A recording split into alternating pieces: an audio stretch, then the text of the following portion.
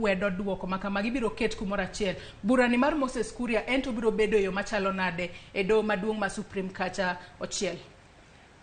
Kaluwore gi katiba Article 140 to ng'ato oyiene tero ywak mapingo yiero. Mar Moses Kuria chal ka gima ok ping yiero to kene kes mokwongo aina no. 2017 nitie kes manoter gi jaod bura iluongo ni David Kosing Japokot. Kaito nitie kes moro bende noter gi joma niluongo ni Institute for Democratic Governance. Kes mar Kosing ne wacho ni Amollo Wuod Oganda ni nokelo tulo. To kes mar Institute for Democratic Governance inyaparo ka ne baba odagi ni okodogi yiero mar ariyo. Ne dwaro ni mondo oyude gi ketho miluongo ni contempt of court, tiende ni chayo court.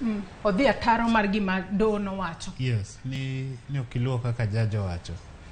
To cases go Supreme Court kanong'iyo gi to wacho ni mago cases miketo tenge gin ok winjgi e kinde 14 go.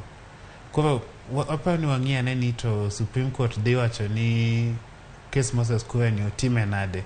Naneno ka gisechiwo directions, gisechiwo yo ma ji nyaka lu. Giwacho ni mondo jomodonjo oter gik miluongo ni written submissions e court. Yani kes mindiko piny ler kiendi kuom ndiko ni to ang'o moyo yiero ni ne rach ni kata idonjo nang'o.